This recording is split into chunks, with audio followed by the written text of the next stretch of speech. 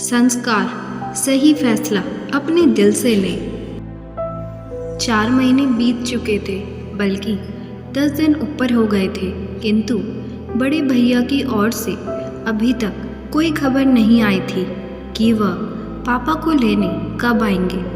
यह कोई पहली बार नहीं था कि बड़े भैया ने ऐसा किया हो। हर बार उनका ऐसा ही रवैया रहता है। जब भी पापा को रखने की उनकी बारी आती है, वह समस्याओं से गुजरने लगते हैं। कभी भाभी की तबीयत खराब हो जाती है, कभी ऑफिस का काम बढ़ जाता है और उनकी छुट्टी कैंसिल हो जाती है। विवश होकर मुझे ही पापा को छोड़ने मुंबई जाना पड़ता है। हमेशा की तरह इस बार भी पापा की जाने की इच्छा नहीं थी, किंतु मैंने इस ओर ध्यान नहीं दिया और उनका व अपना मुंबई का रिजर्वेशन करवा लिया। दिल्ली और मुंबई राजधानी एक्सप्रेस अपने टाइम पर थी। सेकंड एसी की निचली बर्थ पर पापा को बैठाकर सामने की बर्थ पर मैं भी बैठ गया।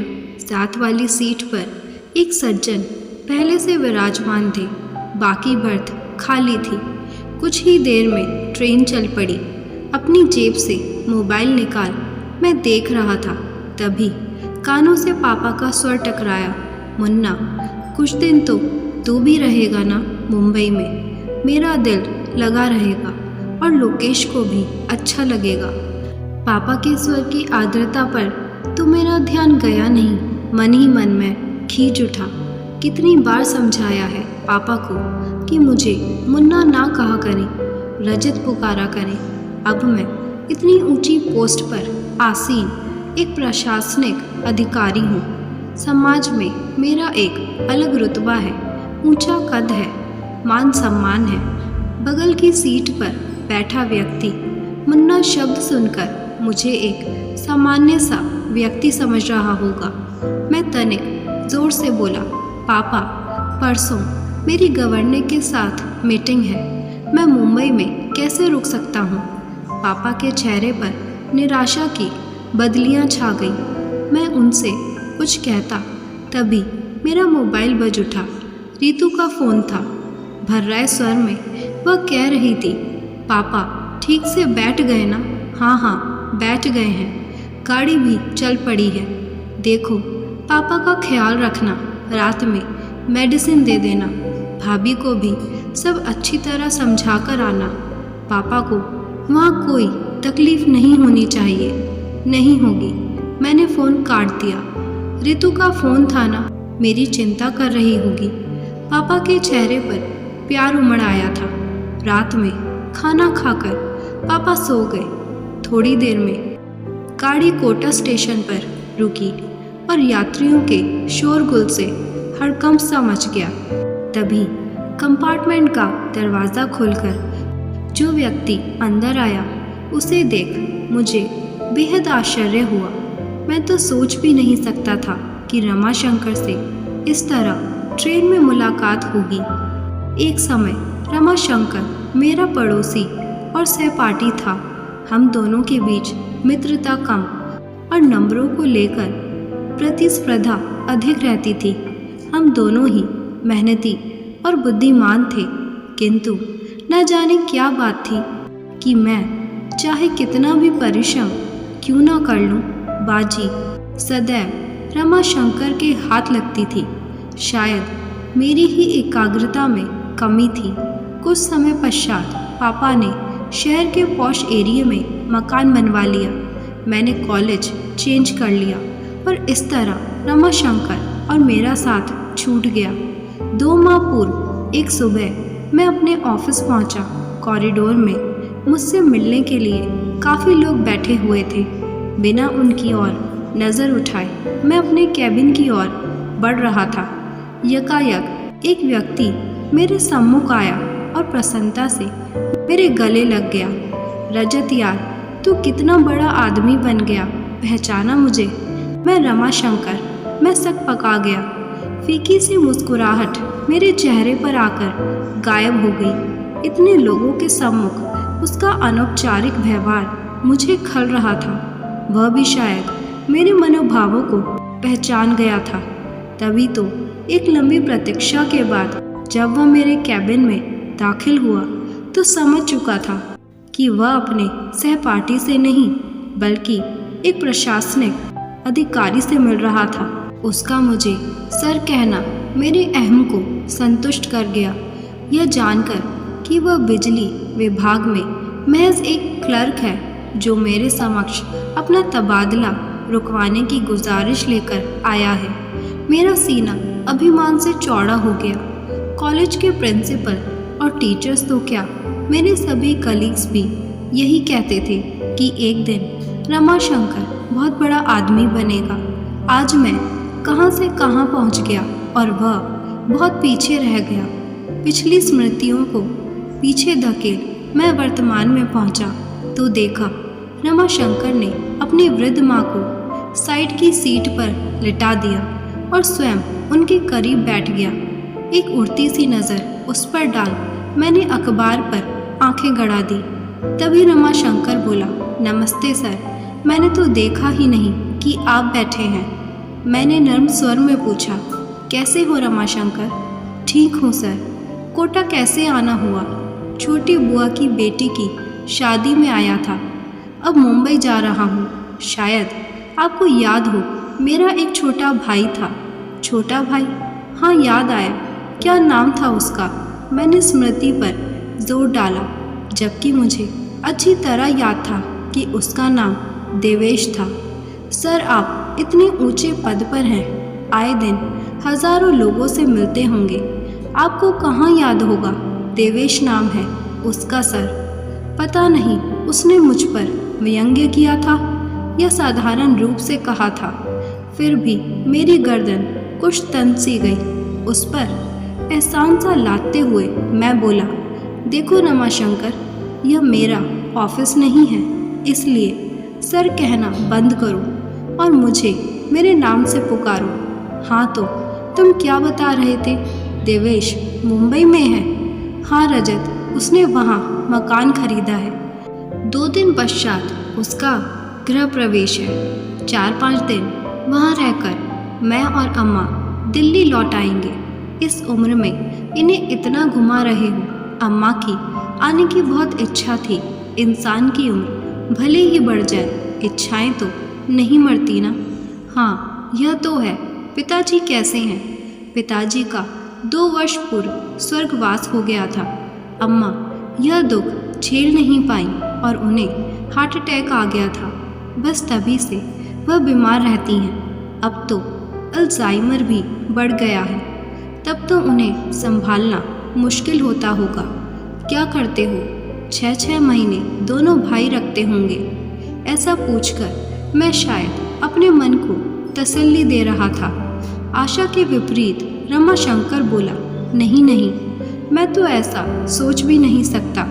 अम्मा शुरू से दिल्ली में रही हैं, उनका कहीं और मन लगना मुश्किल है। मैं नहीं चाहता इस उम्र में उनकी स्थिति पेंडुलम जैसी हो जाए, कभी इधर तो कभी उधर। कितनी पीड़ा होगी उन्हें यह देखकर कि पिताजी के जाते ही उनका कोई घर ही नहीं रहा, वह हम पर बोझ हैं। मैं मुस्कुराया, रमाशंकर, इंसान को थोड़ा व्यवहारिक भी होना चाहिए।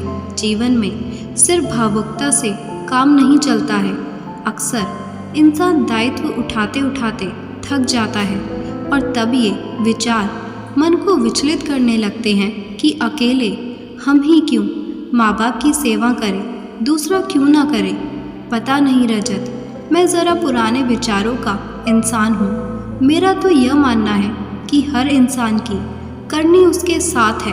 कोई भी काम मुश्किल तभी लगता है जब उसे बोझ समझकर किया जाए। माँ बाप क्या कभी अपने बच्चों को बोझ समझते हैं? आधे अधूरे कर्तव्यों में कभी आस्था नहीं होती रजत, मात्र औपचारिकता होती है। और सबसे बड़ी बात, जाने अनजाने हमारे कर्म ही तो संस्कार बनकर हमारे बच्चों के द्वारा हमारे सम्मुख आते हैं। समय रहते यह छोटी सी बात इंसान की समझ में आ जाए तो उसका बुढ़ापा भी संवर जाए। मुझे ऐसा लगा मानो रमाशंकर ने मेरे मुख पर तमाचा जड़ दिया हो। मैं निश्शब्द मौन सोने का नाटक करने लगा, किंतु नींद मेरी आंखों से अब कोसों दूर हो चुकी थी। रमाशंकर की बातें मेरे दिलो दिमाग में हथौड़े बरसा रही थी। इतने वर्षों से संचित किया हुआ अभिमान पल भर में चूर चूर हो गया था। प्रशासनिक परीक्षा की तैयारी के लिए इतनी मोटी मोटी किताबें पढ़ता रहा, किंतु पापा के मन की संवेदनाओं को, उनके हृदय की पीड़ा को नहीं पढ़ सका। क्या इतना बड़ा मुकाम मैंने सिर्फ अपनी मेहनत के बल पर पाया है? नहीं, इसके पीछे पापा मम्मी की वर्षों की तपस्या है। आखिर उन्होंने ही तो मेरी आंखों को सपने देखने सिखाए, जीवन में कुछ कर दिखाने की प्रेरणा दी। रात्रि में जब मैं देर तक पढ़ता था तो पापा भी मेरे साथ जागते थे कि कहीं मुझे नींद ना आ जाए। मेरे इस लक्ष्य को हासिल करने में पापा हर कदम पर मेरे साथ रहे, और आज जब पापा को मेरे साथ की ज़रूरत है तो मैं व्यावहारिकता का सहारा ले रहा हूँ। 2 वर्ष पूर्व की स्मृति मन पर दस्तक दे रही थी। सीवियर हार्ट अटैक आने के बाद मम्मी बीमार रहने लगी थी। एक शाम ऑफिस से लौटकर मैं पापा मम्मी के बेडरूम में जा रहा था, तभी अंदर से आती आवाज़ से मेरे पाँव ठिठक गए। मम्मी पापा से कह रही थी, इस दुनिया में जो आया है वह जाएगा भी, कोई पहले तो कोई बाद में।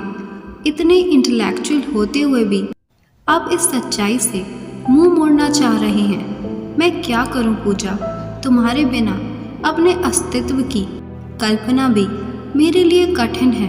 कभी सोचा है तुमने कि तुम्हारे बाद मेरा क्या होगा?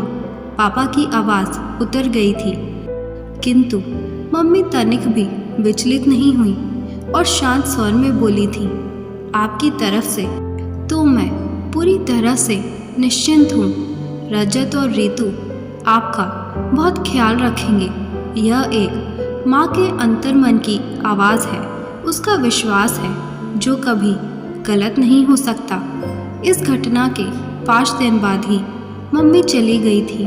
कितने टूट गए थे पापा, बिल्कुल अकेले पड़ गए थे। उनके अकेलेपन की पीड़ा को मुझसे अधिक मेरी पत्नी रीतु ने समझा।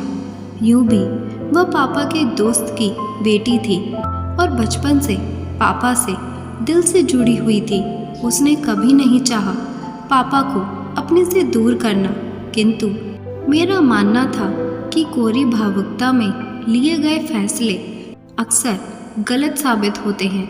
इंसान को प्रैक्टिकल अप्रोच से काम लेना चाहिए। अकेले मैं ही क्यों पापा का दायित्व उठाऊं? दोनों बड़े भाई क्यों ना उठाएं? जबकि पापा ने तीनों को बराबर का स्नेह दिया, पढ़ाया, लिखाया, तो दायित्व भी तीनों का बराबर है। 6 माह बाद मम्मी की बरसी पर यह जानते हुए भी कि दोनों बड़े भाई पापा को अपने साथ रखना नहीं चाहते, मैंने यह फैसला किया था कि हम तीनों बेटे 4-4 माह पापा को रखेंगे। पापा को जब इस बात का पता चला तो कितनी बेबसी उभर आई थी उनके चेहरे पर। चेहरे की झुर्रियाँ और गहरी हो गई थी। उम्र मानो 10 वर्ष आगे सरक गई थी। सारी उम्र पापा की दिल्ली में गुजरी थी। सभी दोस्त और रिश्तेदार यहीं पर थे जिनके सहारे उनका वक्त कुछ अच्छा बीत सकता था। किंतु सोचते सोचते मैंने एक गहरी सांस ली। आंखों से बह रहे पश्चाताप के आंसू पूरी रात मेरा तकिया भिगोते रहे। उफ, यह क्या कर दिया मैंने?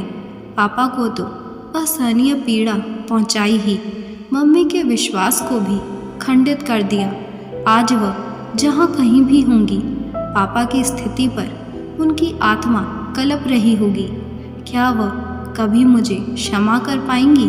रात में कई बार अम्मा का रमाशंकर को आवाज़ देना और हर बार उसका चेहरे पर बिना शिकन लाए उठना मुझे सोचने के लिए मजबूर कर रहा था।